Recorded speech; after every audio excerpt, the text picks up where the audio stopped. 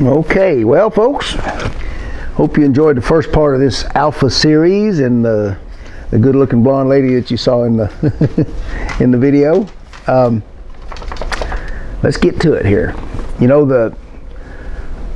when I started Canine Pro Sports, one of the goals was for it to be a source of information for people, and that's what we try to be to this day. So I won't tell you how to think or how to do what you're doing.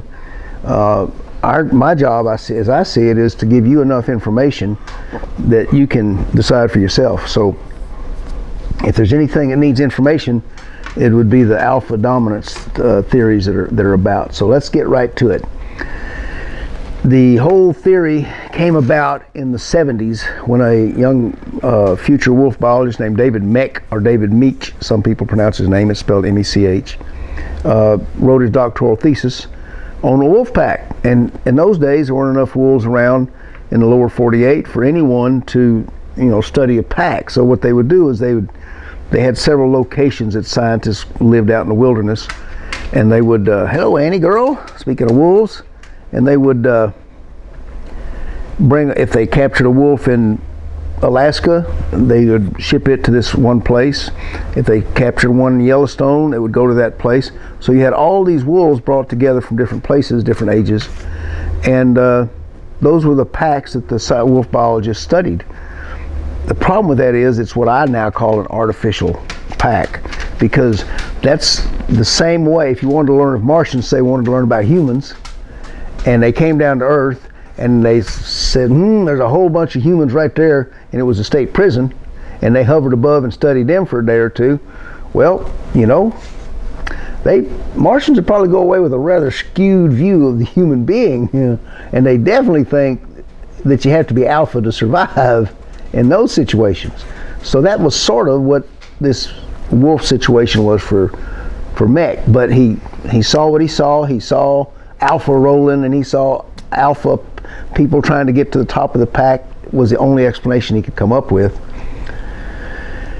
And he wrote that up in a doctoral thesis. About the same time, this monastery in New York State, the New Skeet Monastery, was running out of funds to support themselves. So the monks decided they would start a new money-raising project, and Rin Tin Tin was real popular.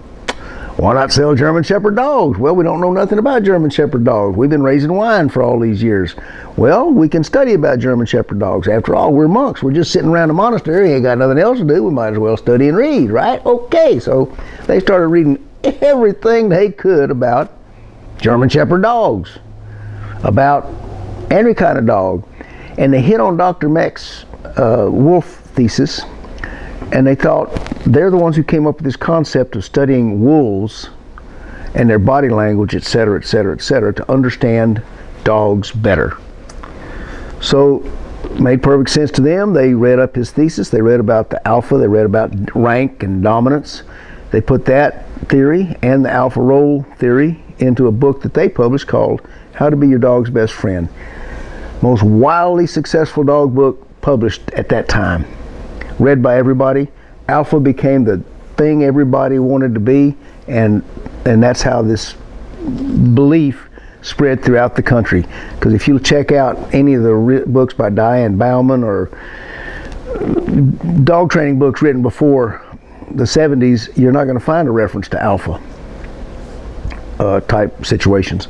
So how does that actually play out if you think about it?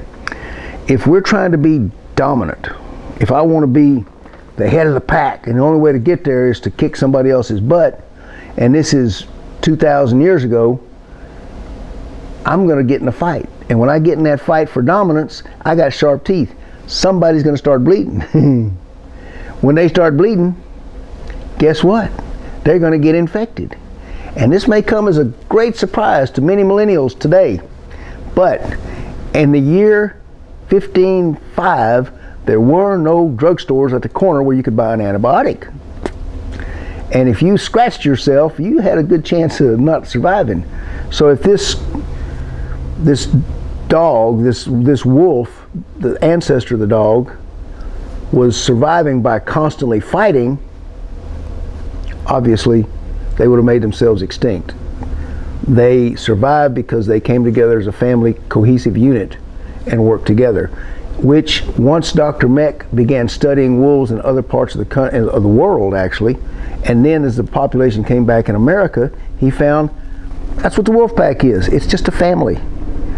And they survive by working together, not by constantly challenging each other. Just think about it.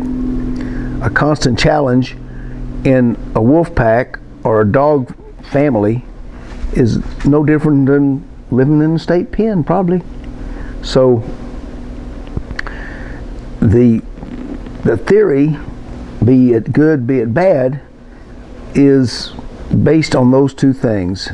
The one study that Dr. Meck has even recanted, and the book on how to be your dog's best friend.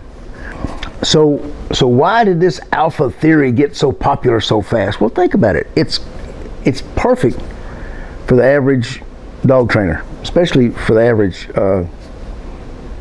professional or full-time dog trainer, because if I train your dog and you go home and say, wow, this dog did really great, I can say yes because I showed you how to be alpha, and I trained the dog, and the dog knows I'm alpha. But if you call 2 weeks later and say, hey, this training sucks, then I can say, well, of course it sucks because you're not alpha. It's a perfect excuse. You got it either way. You can use the alpha theory to justify how you work with your dog. So what does it take to live with a dog and for you and the dog to be happy? Well, I think it's just like Dr. Meck discovered. It's a family unit. That's what wolves have in their so-called packs. And if you have your dog in your home as a puppy, or if you bring in a rescue dog, and good on you folks who bring in rescue dogs, all you need to do is teach the dog the rules of the pack. And I'll tell you, if you go back to when I owned my first dog as a kid, small child, the cardinal rule about dogs at that time, before the alpha theory came along, what everyone said was, dogs are born trying to please man. So all you have to do is explain to them what makes you happy, what you want them to do, and they follow the rules of the pack. So there's the old-fashioned theory about dogs and training them and how to live with them in your family, and the new-fashioned theory where you got to be alpha and dominant and make sure you walk through the door first in case there's somebody burglar on the other side. You don't want your dog to get knocked in the head, so you let him walk behind you. I don't understand it, but that's what they tell me is alpha. So there's your information. You can like, click, share, subscribe if you liked it, and then you can write nasty comments and tell me how stupid that sounded. If you didn't like it, it's up to you. But either way, come on back. Hope you enjoyed it. Enjoy your dog.